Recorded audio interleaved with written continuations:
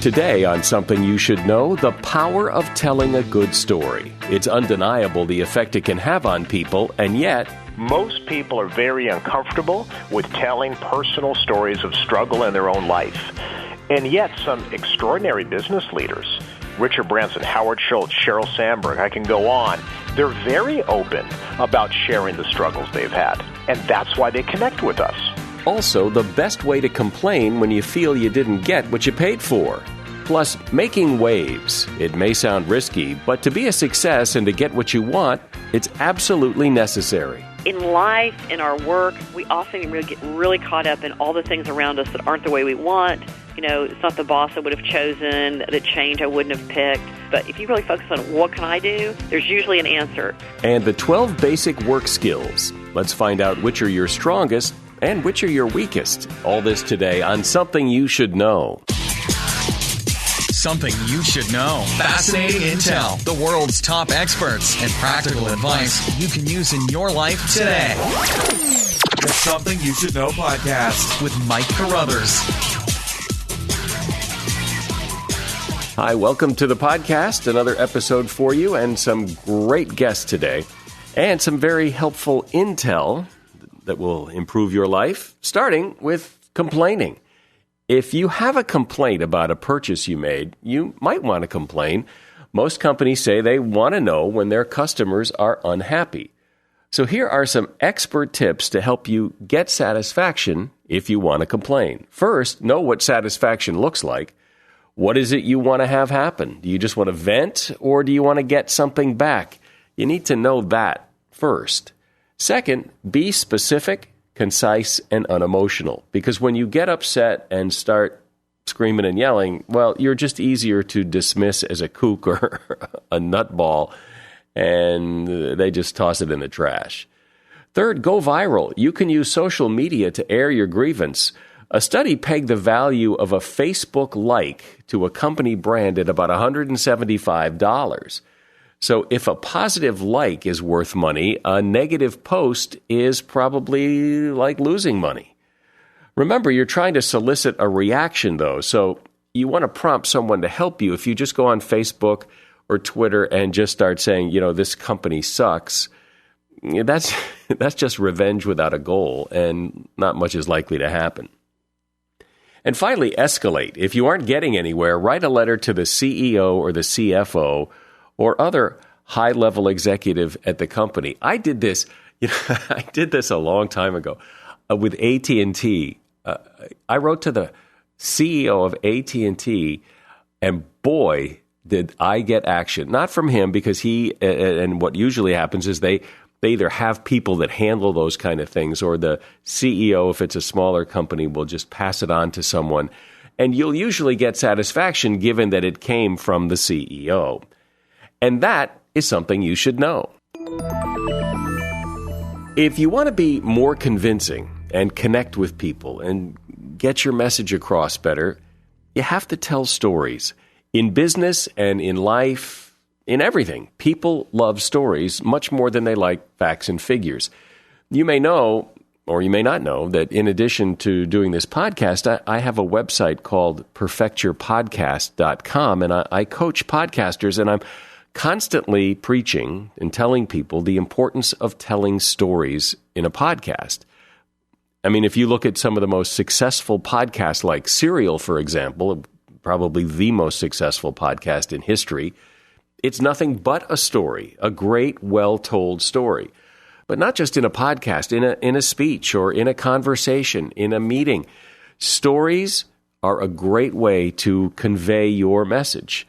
Of course, not all stories are good stories, but when you tell a good story, it really can be magical. Carmine Gallo is the author of a book called The Storyteller's Secret. He's my first guest today, and this is a subject that's very interesting and important to me. So, Carmine, why do you think that storytelling is so important? Well, because I think storytelling is something that has been with us for 400,000 years. Anthropologists say that we began telling stories around a campfire 400,000 years ago. Well, people are still doing it today. Richard Branson, for example, gathers his team around a campfire on his home in Necker Island because he says storytelling is the best way to share ideas and to come up with new ideas.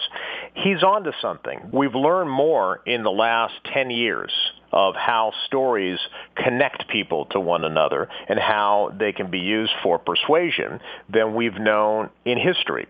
So what is it we now know about the science of storytelling? We know, for example, that stories trigger certain chemicals in the brain. They trigger the release of oxytocin, for example. And this has been shown in a lab.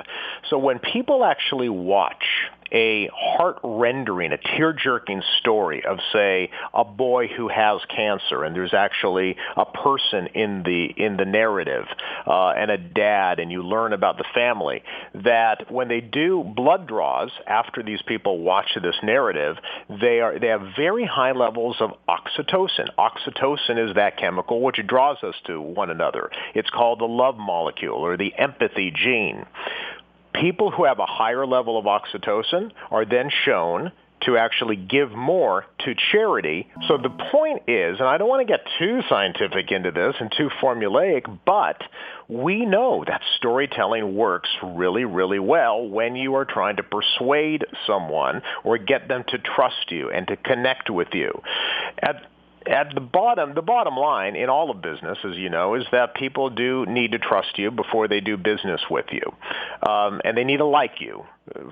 For all intents and purposes, we want people. We want to do business with people we like, and stories do seem to be the one tool that we know we have that will connect people to one another, especially when it comes to persuasion or trying to get your idea across. But I think a lot of times people think, but wait, there is no story. I don't have a story. There's facts and there's figures, but there's no story. And I think people are reluctant to tell their own personal story. Exactly. So let me give you an example of the easiest way to connect with your audience through story. All of us have personal stories, especially stories of struggle, of triumph over adversity. That is the type of story that goes back centuries. It is ingrained in our DNA. We love to hear rags to riches stories. And not just someone who's poor and becomes rich, but someone who has had to overcome adversity and overcome struggle. Those are powerful stories that make a connection with people. So let me give you an example. In TED, I know a lot of your listeners, I'm sure, listen to the TED Talks. Sheryl Sandberg, the Facebook COO, gave a talk that launched a movement. Many of your listeners are familiar with Lean In, the movement encouraging women in the workforce.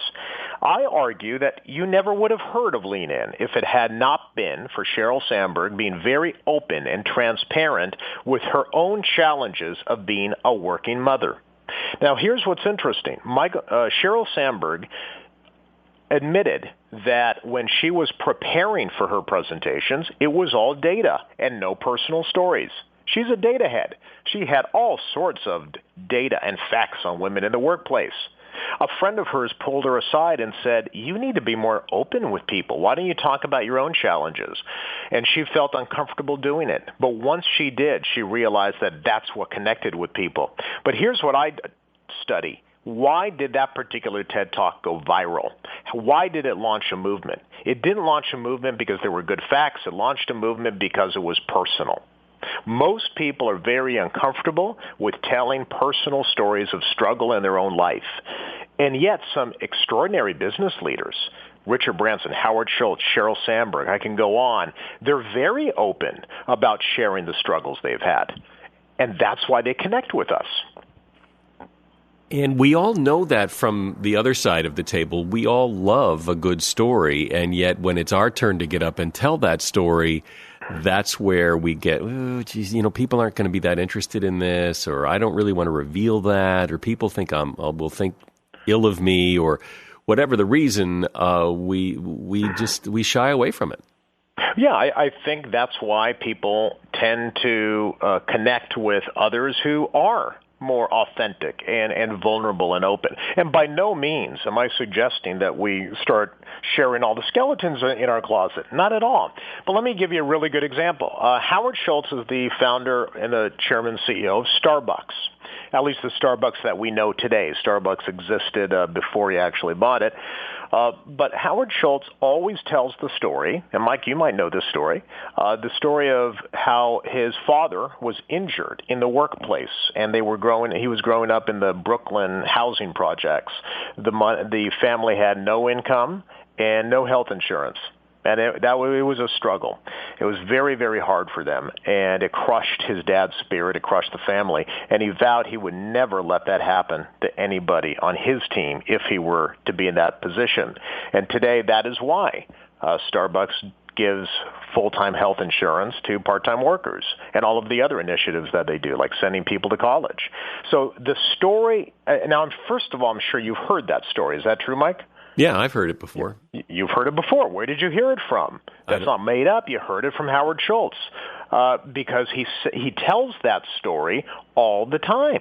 It's very consistently told. And he tells that story for a reason, because that story now puts all of his brand's initiatives into perspective.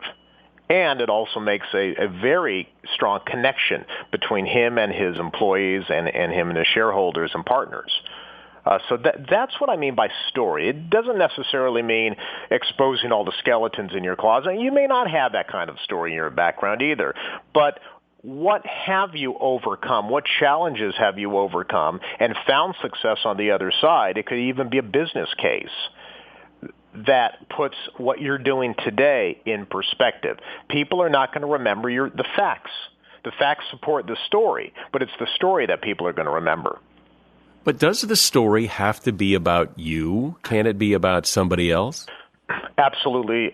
You're absolutely right. The personal stories work well when there is a very strong, compelling story that reinforces your theme. But by no means does it have to be about yourself. A case study is a story. And yet very few people even use case studies, or they don't craft case studies in terms of narrative. They just give you an example of a particular company or service. But they too start with a story. If you want to tell a story about a case study, talk about how the world was before your product came along and how your product changed that person's world for the better. You could still use case studies, but craft it in terms of narrative. But absolutely, stories about yourself are powerful.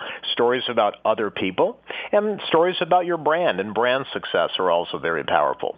The point is to use the components of narrative to create a compelling message around your brand or your product. It's not just delivering the features, it's delivering the why behind your product or your brand. That's storytelling.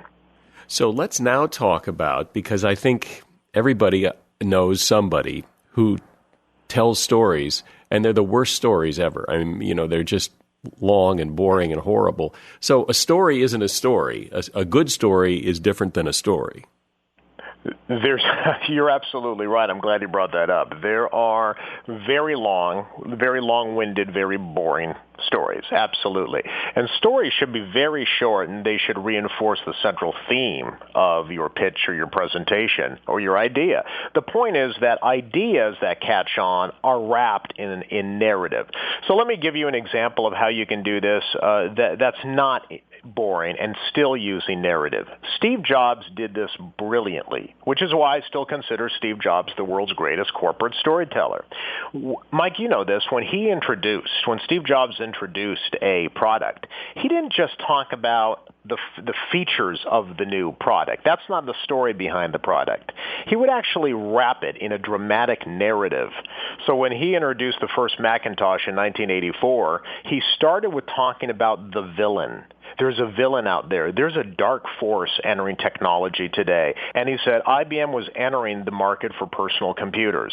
And they are turning their guns, he said. It was very dramatic. It was like a movie. They're turning their guns on the last hope for freedom, and that's Apple. The point is he took this product, and instead of just introducing a product, He turned it into this dramatic narrative where by the end of it, you wanted to be a hero. You wanted to be the solution. You wanted the world to be safe again for freedom and technology. And enter the hero, and that's the hero is the product. Now, obviously, that was extreme. That was very dramatic because Steve Jobs was an extreme, dramatic guy. But you see how you can apply this to almost any pitch or presentation. 3 steps. The first step, just like any movie, actually, all movies are kind of built into these 3 steps. First, you describe the world as it is today. Here's your world, Mr. Client. Here's what's happening now. Step 2 is the villain. Here's the potential problem that is entering your world or a challenge that you're facing. That's the villain. The third part, like all great movies, is the resolution. Hero conquers villain. Everybody lives happily ever after. The world is a better place. So even just those 3 steps can take you a long way. I think I read something you wrote in an article the other day where you, correct me if I'm wrong, but you defined in a couple of words, the elements of a good story is likable characters and their struggles. Yes. Yep. Every great story, screenwriters know this, and I got this because I've studied a lot of screenwriting and I've spoken to Hollywood producers. The elements of any good story, this is gold in Hollywood, is what's called the dramatic arc. So you need to have a hero or a protagonist who is in the depths of a problem, and they rise from that problem. Then there's more conflict and hurdles along the way, but at the end, they need to have succeeded, triumphed over struggle and adversity, and been transformed at the end, transformed into a better person. So if you look at almost any movie out today that's commercially successful, it sort of follow what's called that hero's journey. And so the hero's journey can apply to your own personal stories. That's one way of keeping it short and compelling. Talk about the hero's journey. The Howard Schultz, right? Where you started, the depths of living in the project and not having the income, and then where you've been. People love that whole rags to riches type of story. But yeah, this idea of struggle, we identify it so much, and there's actually science behind it, because apparently humans need to find meaning in their struggle, because we all struggle in life. So if we can connect with other individuals who are very open about being challenged and overcoming that hardship or struggle and coming out as a better person, it's a very powerful connector between 2 people. It is interesting how everybody, when they go to a presentation or they're listening to a podcast or a radio host, and that person says, let me tell you a story, everybody kind of, sits back in their chair or pays a little attention because everybody likes to hear a good story, and yet we're so reluctant to tell our own story. There was a woman, a Harvard researcher, who you may have heard about because she has a best-selling book out called Amy Cuddy. Her book is called Presence. She, too, was a very popular TED speaker. And she got into an accident where she suffered severe brain trauma and lowered her IQ. And at that time, her IQ was her identity at that time. And she went through a real crisis of confidence. And how she built herself back up forms the basis for her research at Harvard University.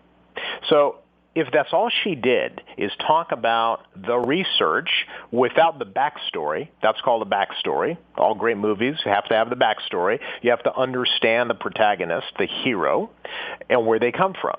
If she had not had that in her TED Talk, it never would have gone viral. And she recently acknowledged that in her book. She said, as a Harvard researcher, Amy Cuddy said she was very uncomfortable with sharing that part of her life. And after her talk, after it was produced and it went on the internet, she said she really started to regret it because she was afraid of what her other peers would think of her doing that, because they're very focused on data and information. It was very unacademic of her to do so. And then she started getting the feedback from people who have gone through their own struggles and crisis of confidence. And the letters got overwhelming. And pretty soon that TED Talk went viral, and it became the second most watched TED Talk of all time, and it led to a best-selling book called Presence. It never would have happened. Never would have happened. That's not just my opinion, it's hers, if it had not been for her sharing those personal stories. But watch the TED Talk. The story can be told in 1 minute. Then you can go in all the research. But there has to be a backstory. We don't care about a movie character. That's why the first third of the movie is all about the backstory. You don't care what happens to a person unless you get to know them. So get people to know you a little better. These are great examples when you talk about Sheryl Sandberg and, some of the best TED Talks ever. But I'm thinking, what about Joe, regular guy who's selling widgets and there is no story? They want to persuade, but they're just selling copiers or they're selling, office equipment or whatever they're selling. And it's, there's a million other people selling the same thing and there is no story. There's always a story. I went to journalism school at Northwestern, and I remember one of the professors coming back one day when I went on out in the field, and I returned, and I said, "There's no story there." And he yelled at me. I mean, this was during the days when they could do that in school. He was screaming at me, and the veins were popping out of his head. And he said, "Gallo, there's always a story." And I never forgot that through my journalism career. You could always find a story. But remember, Mike, the story isn't necessarily, hey, here's something that happened to me on my way to this product demonstration. A story can simply be using components of narrative to make your product more compelling. And that's where we get back to this 3-step process. It's very simple. In the first part of your story, paint a picture of what the world is like today for your client. Maybe things are going very well. The second part is the villain. Every great story needs a villain. A villain in the product demonstration can be a problem. Once you get your client nodding in agreement, yes, absolutely, well, that's what we fear. That's what keeps us up at night, that villain, then you can go to step 3, which is introducing a hero.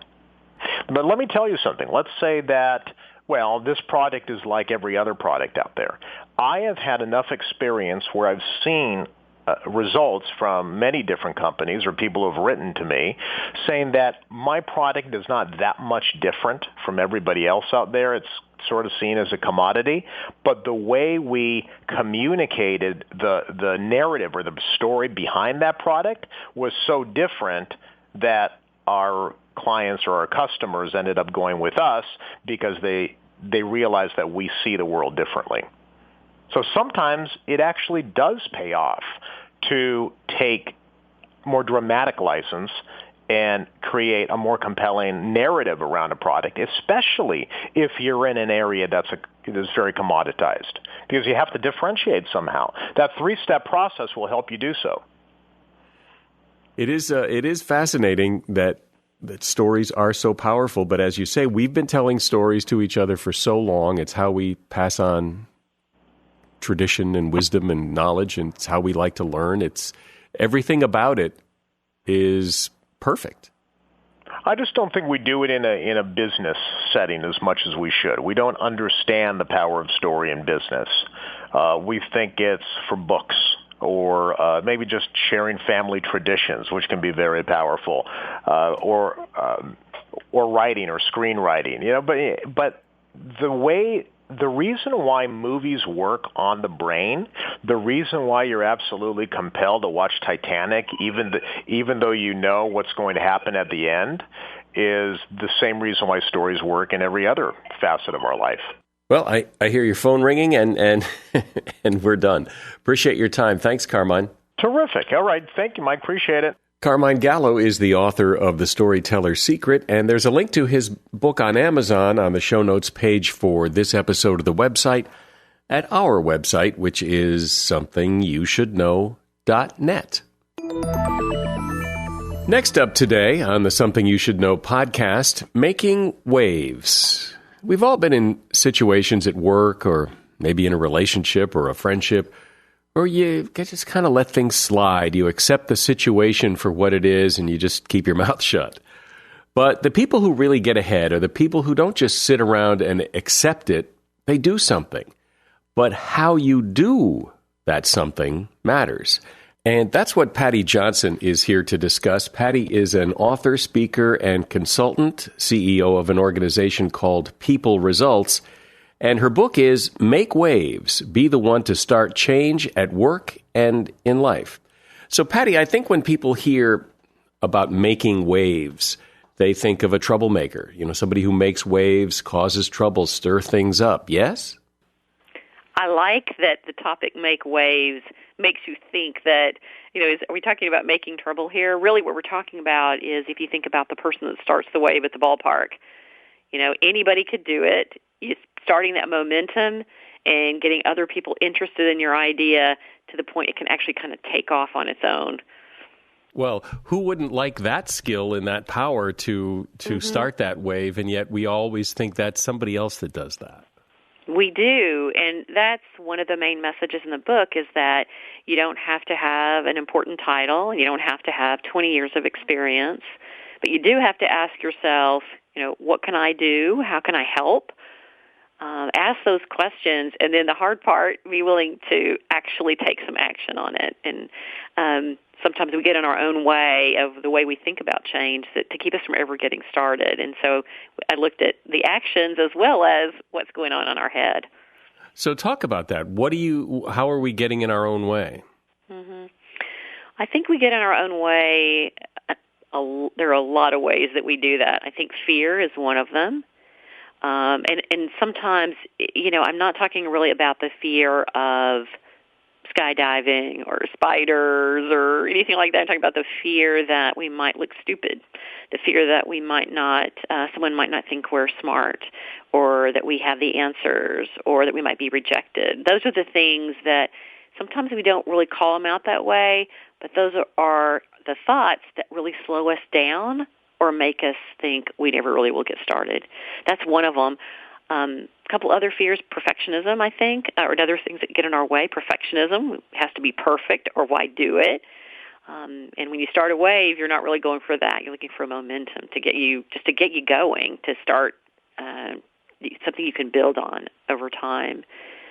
So those are a couple of examples. I could give you a lot more, but I did learn that those thoughts are the very first thing that gives us permission to actually go ahead and try. Well, and I think that people understand the wave at the ballpark idea, but have trouble translating that into my life. Sure. I can start a wave, or I could try to start a wave at the ballpark. There's no consequences if it fails. May be consequences if my other ideas fail. Sure, exactly. Yeah, and I think the ballpark is kind of more of a metaphor.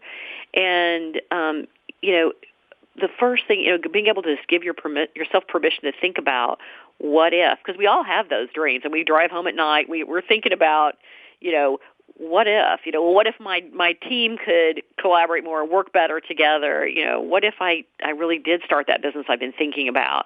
And, so I think being willing to start to take some action on it, and rather than think we have to do everything at once, a change by design, like the wave in the ocean, it just builds over time. It builds for momentum. And I found it really, really interesting when I started researching how the individual actions that started change, you really rewind it back to the beginning. Sometimes the first step wasn't bold, scary. It was just a first step to try something or experiment a little bit, and then there was momentum after that.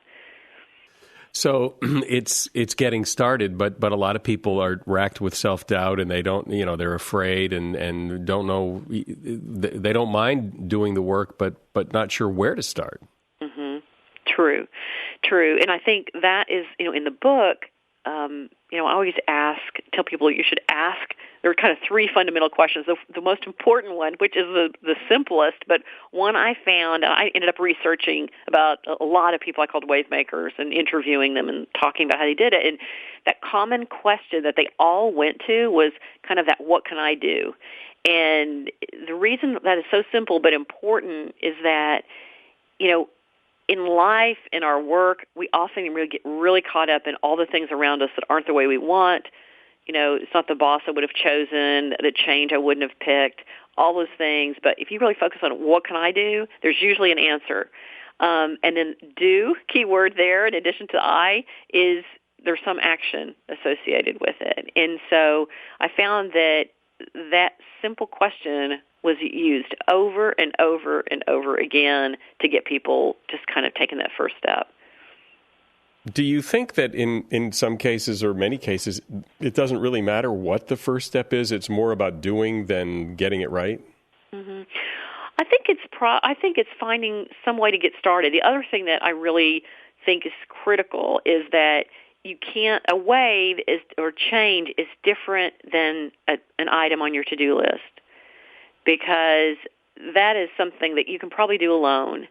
A change where you're trying to build interest in your idea or get people to behave differently or think about something differently involves a lot of other people.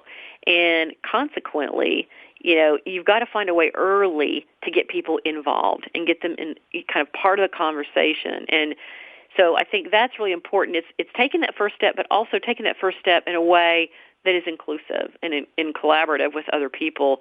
That'll be one of the ways that you can kind of get first step will actually turn into the second, third, and fourth step, I think. Well, that's an important differentiation between something on your to-do list and a wave, because it really is. It's not just another thing you need to tick off. It's a bigger thing than that. It is, definitely. And procrastination is one of the things that gets in our way. And it's so important.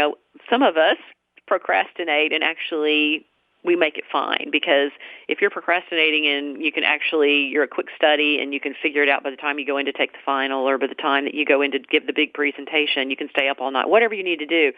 But a change and a wave, when it involves other people, if you procrastinate, you've missed your window. And all of a sudden, then it's all about you and it's your thing. And once it becomes your thing, you're not going to build that interest and momentum and, kind of create the energy to make that change actually happen. And like you say, these kind of things are not something you do by yourself typically. This is collaborative. Mm-hmm. Yes, definitely. And I think that's a key differentiator between a wave and something on your to-do list. And that can be hard. It's funny because we talk a lot about collaboration, but I find that some of the very habits that we associate with being a really strong leader can even get in your way when you're trying to build interest in your change. And, people that have all the answers. I mean, I grew up most of my career at Accenture, and that's what you did. You studied, you were the smartest about that topic, you knew everything about it, and when you would, go after whatever it is, your initiative or your client project, you had the answers. And I think when you have that mindset that you have all the answers and you're there to share it with everyone, you can really shut down anybody else who might be part of it, because it kind of makes them the spectator to your thing.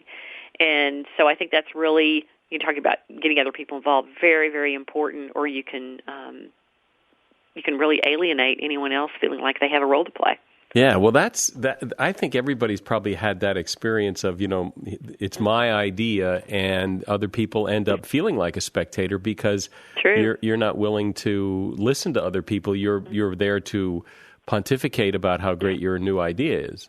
I know. One of my favorite quotes in the book, I think it was Jonathan Morris, said, the kiss of death is to show up and say, hey, good news, everybody. I have all the answers. And even though I thought about that at the time, because I thought, no one walks in really and says that, but don't we give those signals a lot? I mean, we don't listen to people, or we talk over people, or we do all the talking and no listening, and we send that signal even if we don't say it in exactly that way. Well, who hasn't been in a meeting where you felt that about someone that, hey, good news. No one that I know. Yeah, good news that I've got all the answers, and let me tell you what they are and how you're going to use them. Exactly. We've all been there. A lot of us have done it, without really intending to. And so, one of the things I always advise leaders on is to distinguish between when you're trying to power through and, complete a task or complete a project, and when you're really looking for, a change, or, you need people to really be with you. And if it's more than a task, then you got to think about it a little bit differently.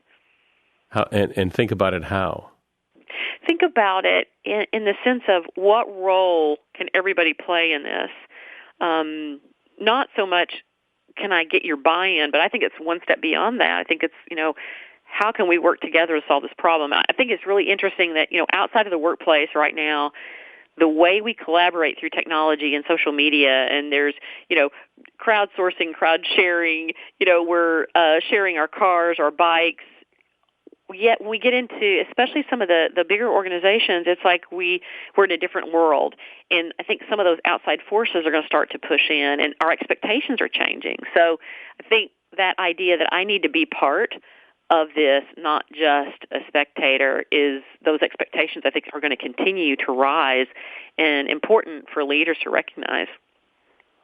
So how does one put your toe in the water here? How do you get started with this kind of new way of thinking? Mm-hmm. Well, I think several things. First, I think you have to figure out, go back to the what can I do, and be willing to say not just what can I do today, but what could I do tomorrow. One of I studied what I ended up calling the DNA of wave makers. And one of those factors, one of the four, was being a voracious learner. And so as I looked at people who had started changes, started businesses, started new ideas within their companies, they were not afraid of what they didn't know at that point. They would go to YouTube, they would interview, dozens of people to get smarter, and then all of a sudden they were much better equipped to go after whatever it was that they wanted to do. And so I think, it's first off figuring out what the possibilities are around your area of interest, and then educate yourself. Surround yourself with people too that know what you don't know, and start there, and then start figuring out what is that first action I can take. How can I get other people involved in this? And those 3 or 4 themes can help you actually get started. And, the other thing I would mention is adaptable persistence. People who know what they want to do, but they're agile, they're flexible in how they do it, so that they know the purpose, they know the why and where they want to be, but they're willing to learn as they go. How do you know that your wave, your wanting to stand up in the stadium and start something, whatever it is you want to do, is even a good idea? Well, I think, a wave has to have impact. And so just because you think it's a great idea, you've got to have some evidence that if this happens, this will improve our business. It will improve the experience of people working here. It will impact my community and for the better. And so I think you have to have some evidence of that. I also found that the people who started those changes, they were much more focused on what's in it for us versus what's in it for me. So they were not as ego driven. It wasn't about, look, I want to make this change because it will give me the bigger job, or it will give me more money, or whatever it is. And so if it's self-driven, that wave or change, then that's a pretty good chance that that greater good or that greater purpose is probably not really going to be realized based on your change, and you're probably not going to get too far. Well, great. Well, I like your message. It's a message I think everybody needs to hear. Sure. I appreciate it. Enjoy talking to you. Patti Johnson is the author of the book, Make Waves, Be the One to Start Change at Work and in Life. And there is a link to Patti's book on Amazon on the show notes page for this episode of the podcast, located at our website, somethingyoushouldknow.net. And finally today, what are you good at? In the workplace, there are 12 basic skills, according to Chuck Martin, author of a book called Smarts. You are likely excellent at a few of these skills, mediocre at several of them, and really bad at a couple of them. So let's see if you can identify your strongest ones and your weakest ones. Here are the 12 skills: self-restraint, working memory, emotion control, focus, task initiation, planning and prioritization, organization, time management, defining and achieving goals, flexibility, observation, and stress tolerance. And I've also put all of these up on the show notes page of the website so you can see them. But here's why it's important to identify your weakest ones. If any of those 12 sound like things you really suck at, leave them alone because they're probably not very changeable. If you're really bad at some of these skills, you probably always will be, and they should likely not be part of your current job description. Instead, your job should include the 2 or 3 skills that you heard in that list that you're really good at. Interestingly, in a survey of 2,000 workers, the majority said that their jobs did not play to their strengths. So that's something worth considering. And that's the podcast today. If you have a chance, I'd love it if you'd run over to iTunes and leave us a rating and review. It would really mean a lot to me. I appreciate that, and I appreciate you listening today to Something You Should Know. I'm Mike Carruthers. Thanks. Bye-bye.